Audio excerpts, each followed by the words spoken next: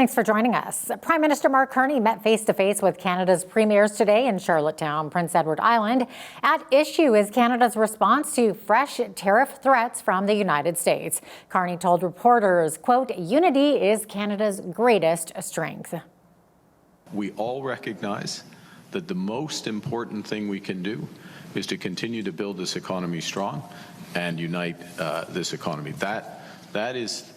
That's job one. That immediate benefits for Canadians, and that is what we can control. And the second is to be united with respect to our strategy, our negotiating strategy, and our objectives. And part of that unity is recognizing that there isn't a series of little trade issues, they're broad trade issues. All of them have to be part of a comprehensive agreement. The Trump administration announced this week it will impose 50% tariffs on billions of dollars worth of Canadian imports come August 19th. Carney says his government will do whatever it takes to defend Canada's interests, and when asked about retaliatory tariffs, he responded, "Everything is on the table." Drivers have likely noticed fuel prices are on the rise again. The Canadian national average for gasoline now sits above $1.80 a litre, a 2-cent increase from a day earlier and an 8-cent bump from a week ago, while diesel is also seeing a big spike. The Canadian economy moves with diesel, and so the surge in the price of diesel is problematic. The previous record high in Canada for diesel was only back in April. Prices reached $2.28 a litre, and within a few weeks, it could certainly be close to record setting. And it's also because Russia is a major producer of diesel. They've had the rare step of banning the exports of diesel, so much of Russia's production is being held back from the global economy. And that is why diesel prices have been heavily impacted, more so than gasoline, as well as jet fuel. Canadians have very steadfast summer travel plans. And, after COVID, we've seen a lot of Canadians have to kind of sacrifice for other types of instances. And, with this happening in mid to late July, I don't think that we're going to see a significant drop in demand until after the summer driving season is over. I'll mention that once again, jet fuel, similar to that of diesel, is likely to see a pretty hefty increase in the weeks ahead as well. So again, we've talked about airfares for this summer, that airfares remain elevated. That will likely continue. The highest average price for gasoline right now in Canada is in Newfoundland and Labrador at just over $2.05 per litre. It's been 1 week since an 11-year-old autistic boy named Parker wandered away from a day home in northwest Calgary. And police say they are undaunted as the search for Parker enters day 8. Parker is neurodivergent and nonverbal, and police are now asking realtors and owners of vacant properties to be on the lookout. We're asking that any realtors or any landlords that are aware of vacant properties check them and check them again. We know that Parker was mobile, and just because a particular address checked negative at a certain time and date doesn't mean that Parker could not be there now. We never lose hope. We have a long-term missing persons unit that deals with missing persons that are 10 years old, 20 years old, 30 years old. So we never give up investigating, we never give up hope. But let me reiterate, we are far from believing that Parker must be dead. We still believe there is a strong hope that he is alive, and I see no reason to abandon that. Hundreds of people are searching for Parker, and Gutterson says investigators are working through more than 400 tips. Meanwhile, calls for changes to Alberta's emergency alert system are increasing following the disappearance of 2 neurodivergent children. BCN's Naveen Day has the story. Amber Alert's criteria vary by province, but police generally require evidence of an abduction before issuing one. While there is no evidence 11-year-old Parker was abducted after going missing Thursday in Calgary, the Alberta government granted an exemption to issue an alert. Parker's case echoes that of 6-year-old Darius McDougall, who disappeared while hiking in Crow's Nest Pass in September of 2025. Both boys are neurodivergent and went missing near busy highways, prompting renewed calls to broaden Amber Alert criteria. Well, I think, with the Amber Alert being issued for Parker, what that demonstrates is that the provincial government realizes that our Amber Alert criteria is just too rigid. There are times when the criteria is too rigid and police need to act. And so that's what I'm advocating for. I'm advocating that our police force have all the tools necessary to issue that alert when a child is in imminent danger. Nearly a year after Darius disappeared, no Amber Alert has been issued. Now, a Calgary mother of a nonverbal child with autism is calling for indigo alerts to help locate missing neurodivergent children. Jennifer Ball says children with developmental disabilities may wander away without meeting the criteria for an Amber Alert, despite facing significant risks. Obviously, with Parker, there was an exemption that was made. However, the exemption was made too late. It happened on day 2.5. And at that point, with an eloping autistic nonverbal child, that's a lifetime. The Missing Children Society of Canada says there is another system in place where concerned residents can get alerts about missing children in their area sent directly to their mobile devices. What we have been doing with the investment of the Alberta government and the partnership of the Calgary Police and police across this country is building a system that meets that urgency so that police have another tool that's geographically specific, not broad like the Amber Alert, but another tool that is designed to be able to activate community members immediately, which means that MCSC allows right now and has for years community members to access an app that is connecting them to police. According to Autism Canada, an estimated 49% of children with autism are prone to wandering. As of Thursday afternoon, Ball's petition on change.org has received over 7,000 signatures. For Bridge City News, I'm Naveen Day. Thank you for that, Naveen. Officials say more than 180 forest fires continue to burn across northern Ontario, with 7 new blazes yesterday. Aerial video shot by the Ontario Ministry of Natural Resources shows the devastation in one northern Ontario First Nation as a wildfire tore through the region last week. The video shows scorched earth and debris where buildings once stood in Namagosi-Zagaigen, also known as Collins First Nation. First Nations leaders have said they were left without timely evacuation support and have called for a public inquiry into the wildfire response. A school in North Lethbridge that's over 100 years old is expected to be replaced in the next few years, but it has left local historians concerned. The Galbraith Elementary School, completed in 1912, was approved by the province for replacement by request of the Lethbridge School Division in January of this year. The building was deemed to have significant challenges in its construction elements that ruled out modernization, with age playing a big factor. While the design phase is still being finalized with the intention of maintaining the original front facade, members of the Lethbridge Historical Society are advocating more to be done to preserve its historic roots. It's the oldest standing building, built as a school, still being used as a school. So it has that standing for it. The facade will still stand if they do what they're thinking to do, but it will not be the actual true building that will be left. And that building, just think of the students who have walked through there. This design is very much from the early 1900s, a very special type of design used in public schools at that time. And you're not going to see any built like this anymore. When you see the schools going up now, they are often, shorter than this. They are often designed in a very different way. This is a building very much of its time, and we would lose it if it is demolished. When children who are just starting to attend school come to a building like this and they walk through the halls that hundreds and hundreds of people have walked through, they develop that connection to history from a very, very early age.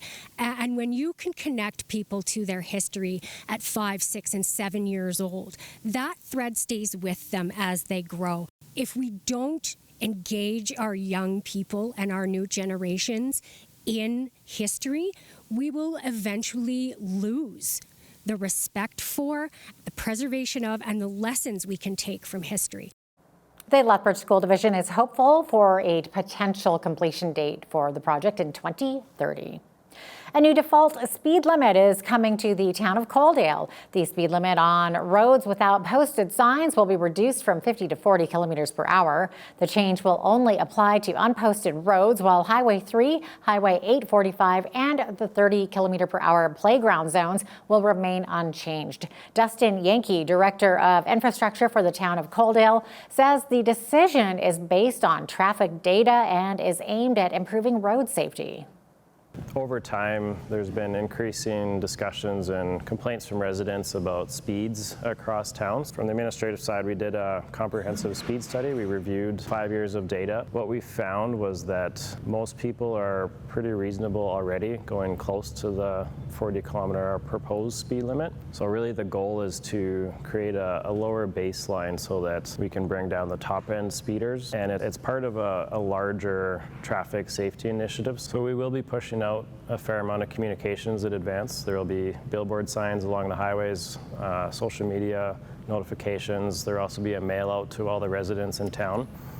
For non-residents, there will be signs as you enter Coaldale at each of the entrances. So that'll be the main indicator as you come into Coaldale that you'll see the new change that will happen.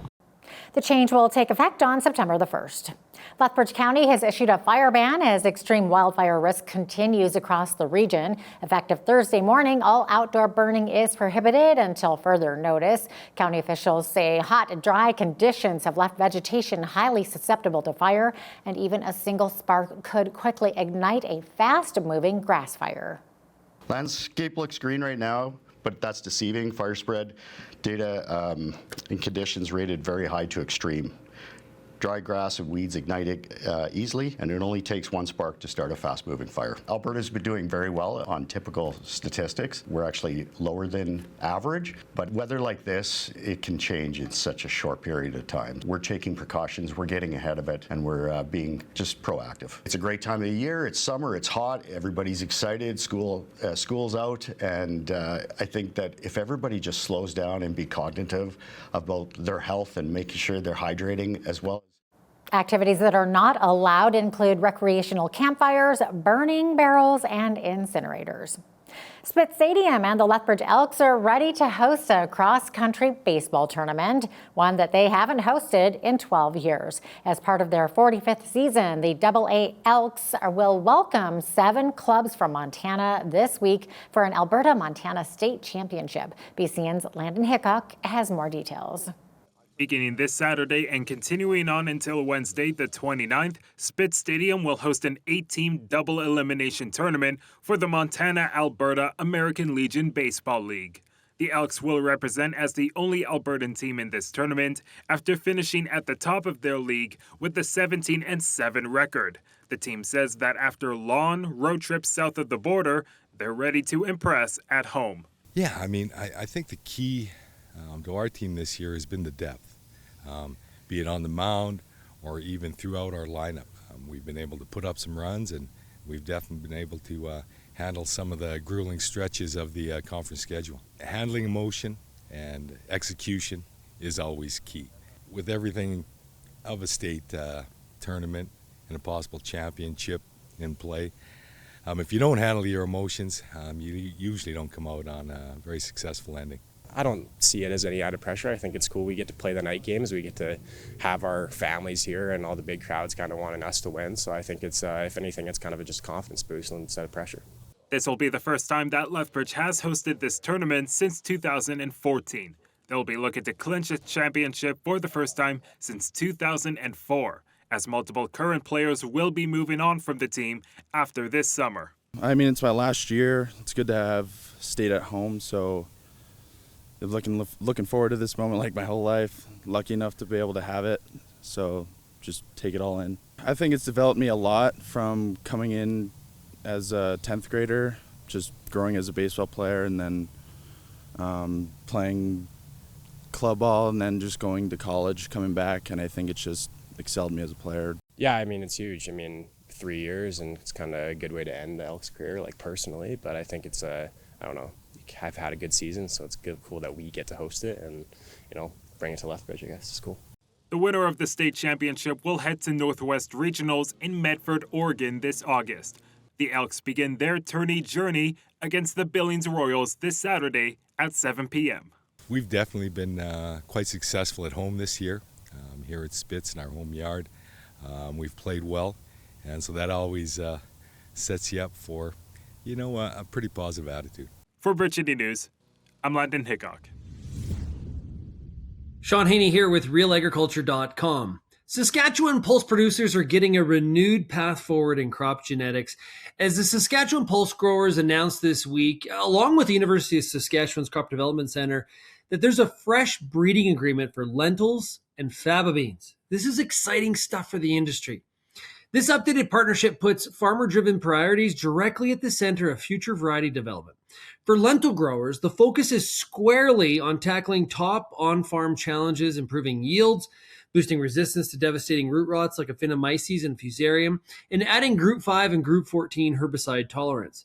For faba beans, breeding will target better maturity, seed size, and lodging resistance, giving growers a viable disease-resistant alternative in their crop rotations. With field testing taking place right across Saskatchewan, where the bulk of the pulses are grown, this collaboration ensures the next generation of genetics is tested against local soils and climate realities. Having farmers guide research funding means faster, more practical solutions coming straight to the farm very soon. For Bridge City News, I'm Sean Haney with RealAgriculture.com. Have you heard about surveillance pricing or algorithmic personalized pricing? Well, with a simple Google search, it's described as the practice of using your personal data, like browsing history and even income, to set custom prices in real time. Manitoba is the first province in Canada to ban surveillance pricing in grocery stores, but as of right now, it's legal everywhere else in Canada, as existing customer protection laws have not banned it. The City of Toronto is looking into banning the practice, but economic geography expert Dan Cohen says it's a bit more complicated than that. Well, I think there's a lot of concerns, and a lot of the concerns are based around we don't really have a full understanding of the way surveillance pricing works. A lot of this, the way it works is kind of a black box, because it's these algorithmic technologies that are setting prices at an individual level and through training data. And to be honest, when you listen to some of the way that people within the industry talk about them, they might not even have full knowledge of how these algorithms are generating prices. So the idea that the price is kind of long been ingrained, that there is some sort of fairness in that. And then when these things happen behind the closed doors of the way in which online shopping works, then we kind of lose that sense that there is a fairness going on, and we don't know who benefits and who's left behind. Hard to know the best way to address it. And so there's this kind of regulatory cat and mouse game going on right now in different jurisdictions with surveillance pricing. And there's also, as much as there's kind of public outrage around this, there's also a lot of lobbying for the ability to use this sort of pricing at the same time. Canadian retail sales increased in May due in large part to increased sales at gasoline stations and fuel vendors. Statistics Canada says retail sales rose 1% for the month to $73.7 billion. The agency says sales at gasoline stations and fuel vendors were up 3.1%, while sales for the group were down 2.7% for the month in terms of volume.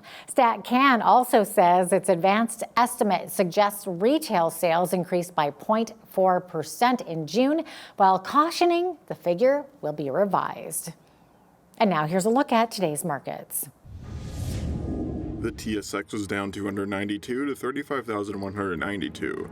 The Dow is down 506 to 51,711. The S&P 500 was down 90 to 7,408, and the Nasdaq was down 553 to 25,137.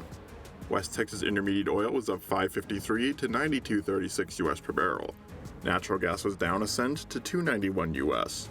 Gold was down $88.69 to $40.41.90 US an ounce, and silver was down $2.54 to $57.17 US an ounce. Feed wheat is at $8.49 per bushel. Barley is at $6.81. Canola is at $18.84, and corn is at $7.90 per bushel. Live cattle August contract was up $2.20 to $225.40. Feeder cattle August contract was up $2.60 to $3.43.77.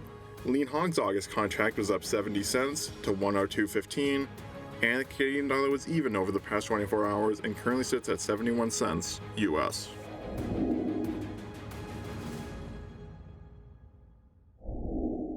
Recapping one of today's top stories, Prime Minister Mark Carney has wrapped up a meeting with Canada's provincial and territorial leaders on Prince Edward Island.